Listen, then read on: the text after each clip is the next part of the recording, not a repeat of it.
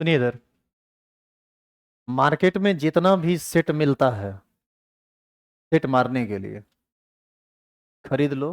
5 गो 10 गो set मारो जरूर।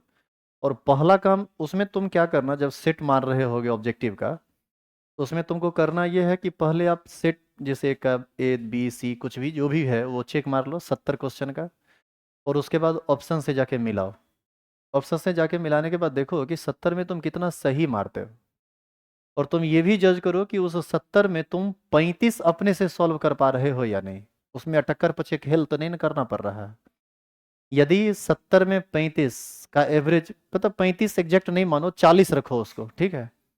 यदि 70 में 40 का सेट तुम्हारा हर बार एवरेज सही हो रहा है, तो समझ लो तुम्हारी तैयारी बेहतर चल रही है। केमिस्ट्री में 80 85 नंबर लाने से कोई नहीं रोक सकता है। 90 95 100 नंबर लाने के लिए आपको बहुत ज़्यादा मेहनत करना पड़ेगा। क्योंकि जितना ज़्यादा हाई नंबर लाना पड़ता है उतना ज़्यादा मेहनत करना पड़ता है। किसी को 90 आ रहा है, वो चाहता है कि उसको 95 आए, तो जितना मेहनत 90 लाने में किया है ना, उसका दुगुना मेहनत करना पड़ेगा 95 लाने में, क्योंकि 1 2 नंबर बड़ा मुश्किल से आता है लास्ट का। तो यही कह रहे हैं। तुम लोग बहुत बार सुनता होगा कंपटीशन में नंबर मात्र 1 नंबर से छूट गया, ऐसा कुछ लोग बोलता है। वो मात्र 1 नंबर नहीं है, वही 1 नंबर का कंपटीशन है। उसी 1 नंबर का कंपटीशन है, उसी 1 नंबर के फेरा में हजारों लड़का छट जाता है। इसीलिए तो जितना ज़्यादा सेट मारेंगे उतना ज़्यादा बेहतर रहेगा। और कितना भी पढ़ लो, 100% परफेक्शन तो हमारा नहीं है, तो तुम्हारा कहाँ से होगा। इस बात को आप दिमाग में सेट रखिए। कोई भी इंसान 100% परफेक्ट नहीं है। हम भी क्वेश्चन बनाएंगे तो दो गलत हो जाएगा। तो इतना पढ़ने के बाद हमसे गलती हो गया, इसका तो यही हुआ ना कि हमको बुझने नहीं आता है। अरे इंसान है, गलती हो सकती है, दिमाग से बातें स्लिप कर सकती है, इसलिए तो आपको 70 ऑप्शन दिया है। 70 में तो मात्र 35 बनाना है। आइए अगला क्वेश्चन देखते हैं। हाँ, ये इसमें बता रहे थे कि इस क्वेश्चन को देखना चाहते हो कैसे बनेगा, तो CH3 C double bond O इसका रिएक्शन करा दो HCN के साथ। HCN टूटेगा H प्लस में और CN माइनस में। ये CN इससे जाके जुड़ जाएगा, ये डबल बॉन्ड टूटेगा, O पर कैसा चार्ज जाएगा माइनस। O पर OH हो जाएगा और यहाँ पर C से CN हो जाएगा। वही ना हुआ है CNOH। यह एक न्यूक्लियोफिलिक एडिशन रिएक्शन, यानी नाभिक स्नेही योग। यानी इसका ऑप्शन क्या होगा, सी। चेक मारिए। 56। कार्बोक्सिलिक अम्ल क्या होता है, COH। अब ये सब जो क्वेश्चन देगा, मान लो तुम गलती कर दिया, तुमको नहीं मन करेगा कि क्लासे में जहर खा के मर जाए। ऐसा तो मन करेगा तुमको। और यदि ऐसा मन नहीं करता है तो एकदम बेहया बेशर्म जो भी कह लो तुम है, वो कम होगा तुम्हारे लिए। यदि इस सब क्वेश्चन में गलती हो जाता है तुमसे तब। तो ऐसने ऐसने क्वेश्चन को ढूंढना है पहले कि बेटा कौन कौन हमसे बनेगा। CH3CN के जल अपघटन से क्या प्राप्त होगा, कार्बोक्सिलिक एसिड। CH3CN, 2 कार्बन वाला कार्बोक्सिलिक एसिड, C नंबर बनेगा। अनुसूत्र C3H9N के द्वारा निम्नलिखित में से किसे व्यक्त किया जा सकता है। 3 कार्बन को एक साथ लगा के नाइट्रोजन को लास्ट में लगा दो, 1 डिग्री अमीन। 2 कार्बन को अलग, बीच में नाइट्रोजन, 1 कार्बन को दूसरे साइड लगा दो तो 2 डिग्री। नाइट्रोजन को बीच में रख के अलग अलग 3 साइड से कार्बन लगा दो तो 3 डिग्री।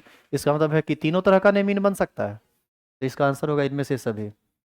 एनिलीन की अभिक्रिया हम इसको फ्यूमिंग सल्फ्यूरिक अम्ल बोलते हैं, के साथ कराने पर क्या बनता है। बेंजीन में ऊपर लगेगा NH2, नीचे जुड़ेगा SO3H। यह एक सल्फोनेशन अभिक्रिया है। इस प्रोडक्ट को सल्फेनिलिक एसिड बोलते हैं कॉमन नाम में। इसका आंसर होगा sulphanilic acid, B number. Primary amine के क्लोरोफॉर्म तथा एथेनॉलिक एथेनॉलिक KH के साथ अभिक्रिया कहलाती है। याद कीजिए, जब 1 डिग्री एमीन की अभिक्रिया किसी क्षार की उपस्थिति में, किस सॉरी, जब 1 डिग्री एमीन की अभिक्रिया क्लोरोफॉर्म के साथ एल्कोहलिक KH या NH की उपस्थिति में होता था तो कार्बाइल एमीन का निर्माण होता था, और इसी को हम लोग कार्बाइल एमीन अभिक्रिया कहते हैं। इसका ऑप्शन होगा 60 का A नंबर। कार्बाइल एमीन अभिक्रिया आपको लिखा है ना क्लास में, क्रैश कोर्स में, उसको एक बार पढ़िएगा, देखिएगा यही चीज लिखा हुआ मिलेगा। क्वेश्चन नंबर 61, सुक्रोज का जलयोजन इन्वर्जन कहलाता है, D नंबर। 62, एमिनो अम्ल में दोनों चीज पाया जाता है, COH भी और NH2 भी। इसका ऑप्शन होगा D, A तथा B दोनों। रतौंधी किसकी कमी से होता है, विटामिन A। निम्नलिखित में से कौन साधारणतः शरीर में नहीं बनाए जाते हैं, विटामिन। विटामिन शरीर में बनता नहीं है, खाना के रूप में हम लोग उसको लेते हैं। निम्नलिखित में से कौन वृहत अणु नहीं है। वृहत अणु नहीं है का मतलब, वृहत अणु का मतलब होता है जो कई अणुओं के संगुणन से बना हो। DNA कई अणुओं के संगुणन से बनता है। स्टार्च भी ग्लूकोज का पॉलीमर है, तो कई अणुओं के संगुणन से बनता है। इंसुलिन भी प्रोटीन है, यह भी कई अणुओं के संगुणन से बनता है। इसका आंसर होगा पेल्मिटेट। ये 16 कार्बन का एक हाइड्रोकार्बन होता है। E नंबर होना चाहिए। पहला औद्योगिक संश्लेषित रबर मिथाइल रबर है, A नंबर। अभी सब याद करने वाला चीज़ है, इसका हिस्ट्री ज्योग्राफी देखिएगा तब समझ में आएगा, पता नहीं एनसीईआरटी में कहाँ दिया हुआ है, लेकिन क्वेश्चन किया है तो बताना पड़ेगा।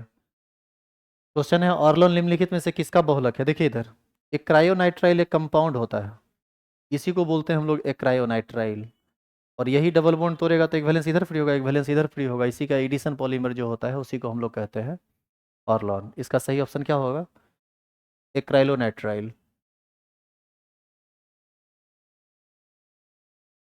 63 का बी। आरएनए में मौजूद है यूरासिल, यूरासिल ही ना होता है।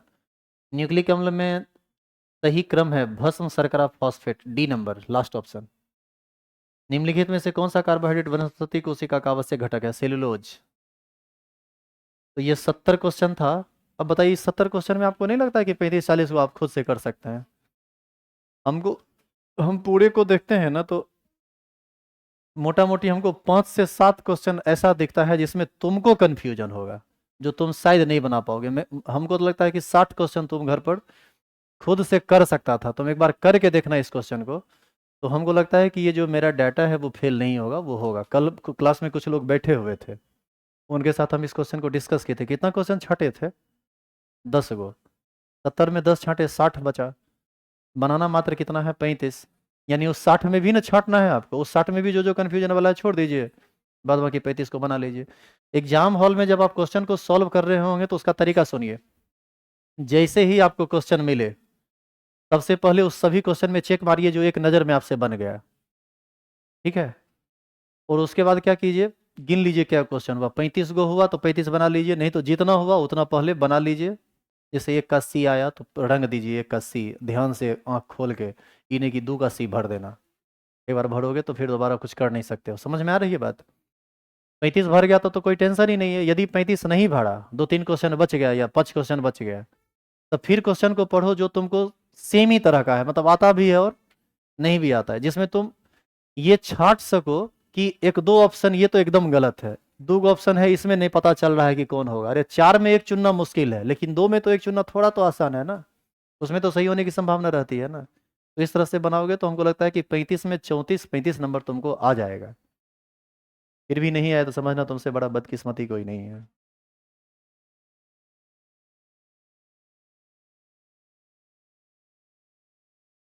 हम सब मिक्स्ड प्रॉब्लम ला रहे हैं, तो थोड़ा इसको ध्यान से देखिए। ये एक मिक्स्ड सेट है, इसमें इसमें कुछ क्वेश्चन कंट्राडिक्शन वाला है, कुछ क्वेश्चन प्योर याद करने वाला है, कुछ क्वेश्चन 11th से संबंधित है। तो ये सेट हो सकता है थोड़ा बहुत आपको परेशान किया हो। इस इस क्वेश्चन के आंसर हम पूरा बता देते हैं, आप उसको याद कर लीजिएगा जो जो बता रहे हैं। सबसे पहला है परमाणु द्रव्यमान बराबर होता है परमाणु में उपस्थित प्रोटॉन तथा न्यूट्रॉन के योग के। फटाफट चेक मारते जाइएगा। 81। विद्युत तथा उष्मा का सुचालक है ग्रेफाइट। कार्बन के निम्न समस्थानिक में कार्बन का प्रतिशत सबसे अधिक ग्रेफाइट में ही होता है। हीरा में कार्बन का संकरण sp3 होता है। इस चारों को भर लिया। हाँ, 1 का सी, 2 का 1 2 3 सबका सी, 4 का ए, 5 का बी सेकेंड ऑप्शन। कार्बनिक यौगिक निश्चित रूप से रखता है कार्बन, बिना कार्बन का कार्बनिक यौगिक बनेगा। श्रृंखलन गुण सबसे अधिक किसमें होता है, कार्बन में, 6 का बी। फटाफट चेक मारिएगा या लिखिएगा, टाइम हमारे पास मात्र 5 मिनट है। निम्नलिखित में से कौन इलेक्ट्रॉन से नहीं अभिकर्मक है, BF3। ये हमेशा इलेक्ट्रॉन लेने का प्रयास करेगा। ये सब तो नाइट्रोजन है रे, ये H2O है, ये सब तो इलेक्ट्रॉन देने का प्रयास करता है। ये नाभिक से नहीं है और ये इलेक्ट्रॉन से नहीं। एल्किन निम्न में से कौन अभिक्रिया देता है, एल्किन में डबल बॉन्ड होता है, वो एडिशन रिएक्शन करेगा, डबल बॉन्ड टूटेगा, 2 चीज आपस में आके जुड़ेगा, ये ऑक्सील अभिक्रिया। ये नंबर। कार्बन कार्बन के बीच आबंध लंबाई कितनी होती, नहीं देखो ये तो क्वेश्चन ही गलत है। एक्चुअल में यहाँ पर होना चाहिए था कार्बन कार्बन सिंगल बॉन्ड के बीच का आबंध लंबाई क्या है। चलो हम स्पष्ट कर देते हैं, तुम इसको ना नोट कर लेना, ये याद करने वाला बात है। कार्बन कार्बन सिंगल बॉन्ड का लेंथ ये होता है, कार्बन कार्बन डबल बॉन्ड का लेंथ ये होता है, कार्बन कार्बन ट्रिपल बॉन्ड का लेंथ ये होता है, और बेंजीन में कार्बन कार्बन का लेंथ ये होता है। 1.54 एंगस्ट्रॉम सिंगल सिंगल बॉन्ड का bond length, 1.34 angstrom carbon carbon double bond का बॉन्ड लेंथ, और 1.20 कार्बन कार्बन ट्रिपल बॉन्ड का बॉन्ड लेंथ 1.39 कार्बन कार्बन का बॉन्ड लेंथ बेंजीन में होता है। यह सब इंपॉर्टेंट क्वेश्चन में से है, इसको आप याद रखिएगा। याद रखने के अलावा आपके पास कोई विकल्प भी नहीं है।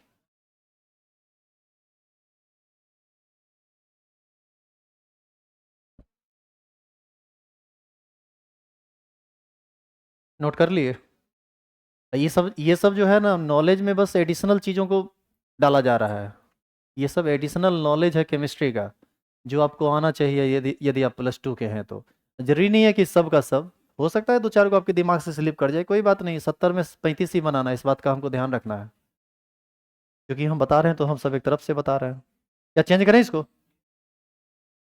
एक्चुअल में 9 नंबर में जो क्वेश्चन है ना इंग्लिश मीडियम में, वहां लिखा हुआ है carbon carbon bond length of carbon carbon single bond, इसका आंसर होगा 1.5 फोर एंगस्ट्रॉम। डबल बॉन्ड पूछता तो आंसर होता 1.3 फोर एंगस्ट्रॉम। ट्रिपल बॉन्ड पूछता तो आंसर होता 1.20 एंगस्ट्रॉम।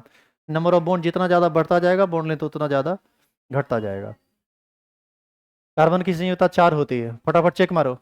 कार्बन की संयोजकता 4, डी नंबर। कार्बनिक ठोस की शुद्धता, बी नंबर। द्रवनांक, समुद्री जल में कौन सा तत्व पाया जाता है? सबसे अधिक सोडियम पाया जाता है। अब आप कहेंगे सर आप बताए थे आयोडीन, हम तीनों बताए थे कि आयोडीन का मुख्य स्रोत समुद्री घास पात। ऐसा थोड़े बोले थे कि समुद्री जल से हमको यही मिलता है।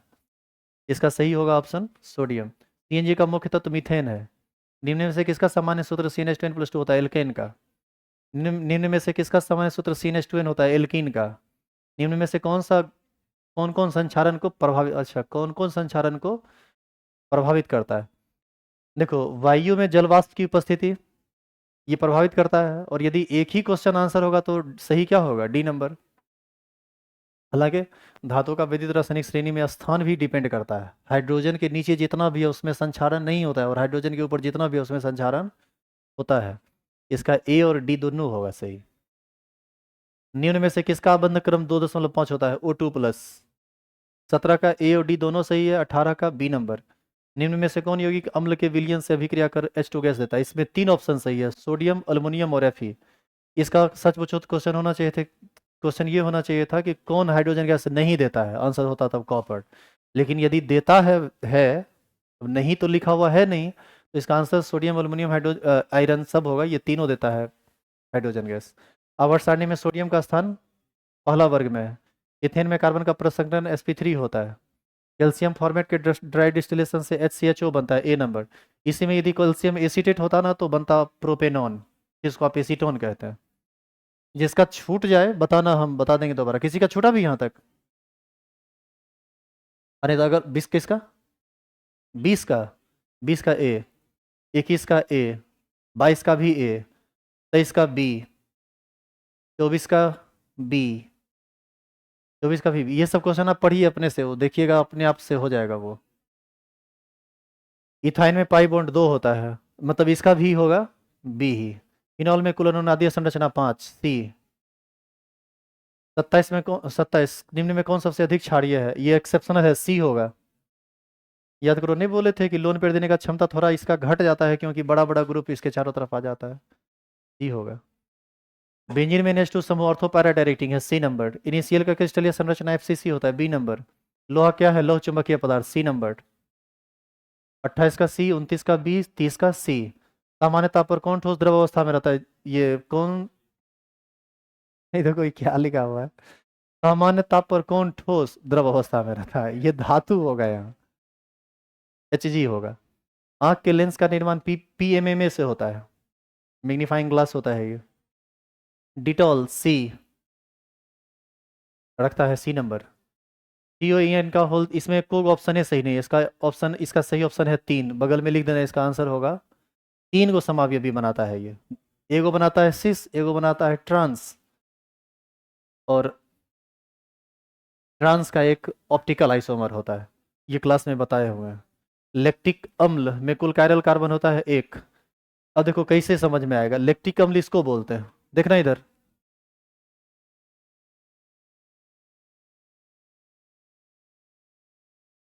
इसको बोला जाता है लैक्टिक अम्ल। इसी में यही ना कायरल कार्बन है, एक ऐसा कार्बन जिसमें 4 सिंगल बॉन्ड हो और चारों का चारों बंधन अलग अलग तरह के परमाणु से हो। तो इसका कोई ऑप्शन है सही नहीं है। इसका सही ऑप्शन, अरे दिया हुआ तो है इसमें 3, बी नंबर। इंग्लिश में नहीं था दिया हुआ, इसका सही ऑप्शन होगा 3। निम्न में से कौन सतहीय घटना नहीं है? वैद्युत अपघटन प्रक्रम, डी नंबर। बेंजीन विलयन में बेंजोइक एसिड का वन ऑफ गुणक आधा होता है क्योंकि वो दो गो मिलके एक हो जाता है, संगुणित हो जाता है उसमें। इसका आंसर होगा सी नंबर। एक मारिए, बाहर में सब बानर की तरह कर रहा है। निम्न में से किसकी किसकी आबद्ध ऊर्जा सबसे अधिक होती है? हाँ?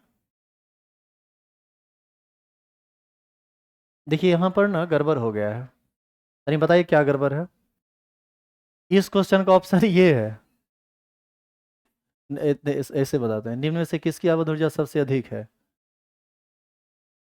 यहाँ से क्वेश्चन ही गड़बड़ा गया है। तो ना इधर निम्न में से कौन अक्रिय गैस नारियल चारकोल द्वारा अवशोषित नहीं किया जा सकता? इसका आंसर होगा हीलियम। यानी इसका ऑप्शन ऊपर पर, बस इस दोनों क्वेश्चन का ना ऑप्शन उलट पुलट हो गया है। निम्न में से किसकी आबद्ध ऊर्जा सबसे अधिक होती है? होगा Cl2। ठीक है, समझ में आया कि क्या करना है? और 30 और 39 में ऑप्शन को पलट देना है, गलती से वो नीचे आ गया है, टाइपिंग एरर है। इलेक्ट्रॉन बंधुता सबसे अधिक किसकी होती है? क्लोरीन की।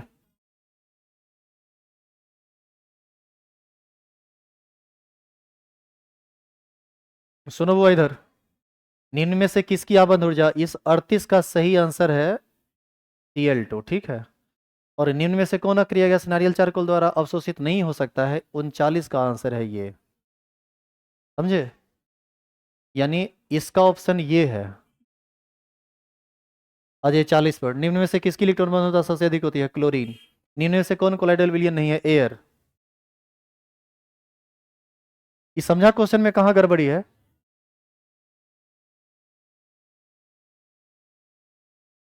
निम्न में से कौन कोलाइडल विलयन है? एयर। पोटासियम फेरोसाइड में लिगेंड है Cn-। निम्न में से कौन रक्षक सॉल है? द्रव स्नेही, ए नंबर। 43 का ए, 42 का बी, 41 का डी। जल में साबुन का कोलाइडल कण कैसा होता है? Negative charge. 44 का ए। निम्न में से कौन अक्रिया गैस वायुमंडल में सबसे ज्यादा है? ऑर्गन, सी। 45 का सी। निम्न यौगिक में कार्बन कार्बन के बीच की दूरी सबसे अधिक किसमें है? इथेन में। इथेन में कार्बन कार्बन सिंगल बॉन्ड होता है, इथीन में डबल बॉन्ड, इथाइन में ट्रिपल बॉन्ड, बेंजीन में डबल बॉन्ड रेजोनेंस के साथ। सबसे ज्यादा बॉन्ड लेंथ किसका होगा? सिंगल बॉन्ड का, ए होगा। निम्न में से कौन सबसे अधिक अस्थायी है? 3 डिग्री कार्बोकेटाइन सबसे ज्यादा अस्थायी होता है। इसके ऑप्शन में भी गड़बड़ी है। क्या गड़बड़ी है? यहाँ पर H नहीं होना चाहिए, तब ना ये 3 डिग्री कार्बोकेटाइन होगा। अच्छा, ऐसा हो सकता है कि कार्बन पर पॉजिटिव चार्ज भी रहे और 4 गो बॉन्डो बना ले, तो हाइड्रोजन इसमें नहीं होगा, ये हाइड्रोजन मिस्टेक से लिखा गया है। नीचे लिखे गए अणुओं में सिर्फ sp2 प्रसंकरण किसमें है? सी में। कार्बन का हाइब्रिडेशन इसमें sp2 आएगा, निकाल लीजिएगा घर पर। निम्न में से कौन अम्लीय है? C2H2। हाइब्रिडेशन sp होगा तो वो अम्लीय होगा, क्योंकि उसमें S कैरेक्टर सबसे ज्यादा होता है। नीचे लिखे गए अणुओं में CH आबंध लंबाई का क्रम सही क्या है? बी होगा इसका सही ऑप्शन। स्थिर क्वाथी मिश्रण का क्वथनांक उसमें उपस्थित द्रव के क्वथनांक से कम होता है जब वो धनात्मक विचलन प्रदर्शित करता है। सेकेंड ऑप्शन 51 का बी। इथेन में कार्बन परमाणु का प्रसंकरण sp3 होता है, सी। 52 का सी। C4H10 से कितने समाविवी ईथर का निर्माण हो सकता है? 3 गो का निर्माण होता है, ए होगा। कैसे? इधर देखिए, 3 कार्बन एक तरफ, 3 कार्बन एक तरफ ऐसा भी हो सकता है, और 2 2 कार्बन का। बताइए और कोई ईथर बना सकते हैं आप इसमें? 3 से ज्यादा नहीं होगा इसका आंसर। 54 का निकाल लेना ना खुद से। बी नंबर आता है क्या? हाँ, बी ही होगा। निम्न में से कौन विद्युत का स्वचालक नहीं है? ठोस NaCl। इसमें एगो सबसे लास्ट सब्जेक्टिव क्वेश्चन, इधर सुनो, इधर इधर। अब तुम इसके सब्जेक्टिव क्वेश्चन में मत कहना कि हम फंस गए, हम एक बार याद दिला दें। अभिक्रिया मध्यवर्ती उच्च ऊर्जा वाला स्पीसीज होता है जो अभिकारक से प्रतिफल बनने के दौरान बनता है। कार्बोधन, जिस कार्बन पर धन आवेश हो, कार्बोधन अनपेड इलेक्ट्रॉन हो तो मुक्त मूलक। इलेक्ट्रॉन से नहीं तथा केंद्रक से नहीं, इलेक्ट्रॉन, अरे पगला उगला क्या कह रहे? इलेक्ट्रॉन से नहीं और केंद्रक से नहीं। जो इलेक्ट्रॉन के प्रति स्नेह रखता है इलेक्ट्रॉन से नहीं, जो केंद्र के प्रति स्नेह रखता है केंद्रक से नहीं कहलाता है। प्रतिस्थापन अभिक्रिया क्या है? याद कीजिए, ये 2 तरह का होता है, न्यूक्लियोफिलिक और इलेक्ट्रोफिलिक। केंद्रक से नहीं प्रतिस्थापन अभिक्रिया और इलेक्ट्रॉन से नहीं पड़ता है स्थापन अभिक्रिया, ये सब बात आपको मिलेगा रिएक्शन इंटरमीडिएट पढ़े थे ना आप ऑर्गेनिक केमिस्ट्री में, उसी में खोजिएगा तो सब मिलेगा। SN1 तथा SN2 में अंतर समझाया गया था, क्लास में लिखाया गया है टोटल। योशील तथा विलोपन अभिक्रिया क्या है, उदाहरण के साथ लिखें, क्लास में देखिएगा लिखा हुआ मिलेगा आपको। अंतर हेलोजन यौगिक, जब दो अलग अलग तरह के हेलोजन आपस में किसी यौगिक का निर्माण करते हैं तो उसी को हम लोग अंतर हेलोजन यौगिक कहते हैं। उसका एग्जाम्पल है ये देखो BrF3, देखो Br हेलोजन है, फ्लोरीन भी हेलोजन है, अलग अलग हेलोजन आपस में मिलकर एक यौगिक बना लिया तो ये अंतर हेलोजन यौगिक है। SO2 ऑक्सीकारक तथा अपकारक दोनों का काम करता है, क्यों अभी तुरंत ऑब्जेक्टिव में समझाए हैं। इसका ऑक्सीडेशन नंबर ना मैक्सिमम है और ना ही मिनिमम है, इसीलिए ऑक्सीकारक और अपकारक दोनों है। आज के बाद कंटेंट बेसिस कोई भी क्लास आपका नहीं होगा क्रैश कोर्स का, मतलब आप इस तरह से आएंगे बैठेंगे और हम पूरा एक तरफ से क्वेश्चन डिस्कस करेंगे, ऐसा कुछ नहीं होगा, क्योंकि ये सारी बातें अब खत्म हो चुकी हैं। कल होगा आपका ऑर्गेनिक का टेस्ट, कल आप टेस्ट देने आइए तो फिर अगला फर्दर नोटिस आपको डाला जाएगा। 26 को आपका फेयरवेल होगा, क्लास 10 बजे से आपको आना है, 26 को 10 बजे आना है, फेयरवेल होगा, घंटा 2 घंटा 3 घंटा जो लगे, गाना वाना तुम लोग गाओगे तो थोड़ा ज़्यादा टाइम लगेगा, समझ रहे हैं आप। तो कल है आपका ऑर्गेनिक का टेस्ट, सभी लोग टेस्ट देने के लिए आइए। ऑनलाइन टेस्ट लगातार चल रहा है, वहाँ पर हम क्वेश्चन डाले जा रहे हैं, आज फिर 1-2 चैप्टर का डालेंगे, लगभग सब चैप्टर हो ही गया है, 2-3 को चैप्टर लगता है बचा हुआ है, 2-3 को नहीं, मात्र 2 या 1 बचा हुआ है, 2 बचा हुआ है, देख लेते हैं जो भी बचा हुआ है उसको हम डाल देंगे। तो कल ऑर्गेनिक सब्जेक्टिव का टेस्ट देने क्लास में आइए, ऑब्जेक्टिव का टेस्ट आप ऑलरेडी दे रहे हैं, ऑनलाइन का हम नंबर ऑफ टेस्ट का जो अटेम्प्ट है वो बढ़ा देंगे, तो एक बार फिर से टेस्ट दे दीजिएगा। इतना बार प्रैक्टिस कर लो कि एग्जाम हॉल में जाने के बाद लगे कि कुछ हो ही नहीं है एग्जाम, और इसके बावजूद भी आपको कहीं दिक्कत होती है तो हम प्रॉपर कोई क्लास तो नहीं लेंगे, लेकिन आपको दिक्कत होती है तो आप हर दिन 11 बजे आइए, आप हमसे क्वेश्चन यदि पूछना चाहते हो तो क्वेश्चन पूछिए, उस समय हम फ्री ही रहते हैं, आपको बता के ही हम जाया करेंगे। हालांकि अभी तो कंटिन्यू आपको आना है, कल ऑर्गेनिक का टेस्ट होगा, परसों इनऑर्गेनिक का टेस्ट होगा, फिर ओवरऑल केमिस्ट्री का टेस्ट होगा, फिर पूछेंगे, फिर पीटेंगे, मार के सो देंगे। सेम सेम आइए, इसी टाइम में आइए, 7 से 8 और 8 से 9 ऐसे ही आना है। आज लास्ट क्लास था कंटेंट बेसिस क्रैश कोर्स का।